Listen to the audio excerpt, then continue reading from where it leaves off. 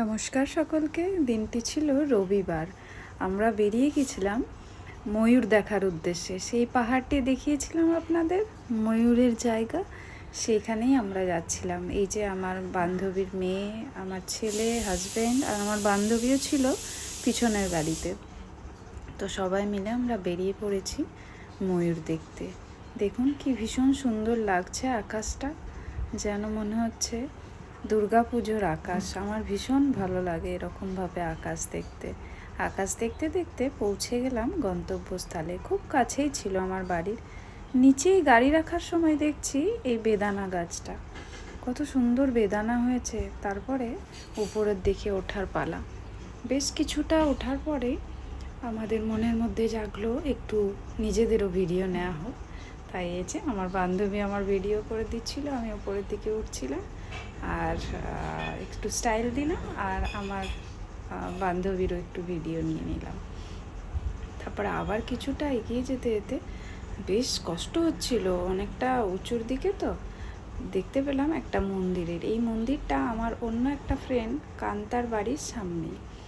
তো এই মন্দিরটা দেখে প্রণাম করে তারপরে সামনে এগিয়ে দেখি এই যে এই উপরটাতে চড়তে হবে, এতটা উপর।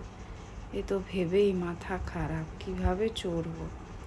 চলো, কিছুজন তো চড়ে গিয়েছে দেখতে পাচ্ছেন, বাট আমি আর আমার বান্ধবী প্রায় নিচেই দাঁড়িয়ে আছি। তারপরে হাজব্যান্ড এসে আমাকে কোনো রকমের ঠেলে উপরে নিয়ে গেল। এই যে দেখতে পাচ্ছেন, আমাকে বেশ ভালো মতো ঠেলা দিয়ে উপরে নিয়ে যেতে হচ্ছে, কারণ খুব কষ্ট হচ্ছিল, বেশ চড়াই ছিল উপরটা।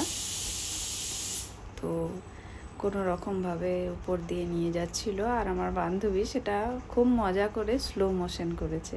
ওরও কিন্তু এই একই অবস্থা ছিল, এই নয় যে ও খুব ভালোভাবে চড়তে পারছিল।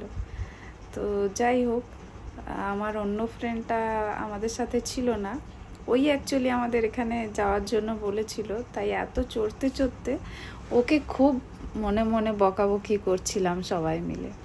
যাই হোক, কিছুটা উপরে চড়ে গেছি। এই যে দেখুন, এবার তো ফটো তুলতেই হবে।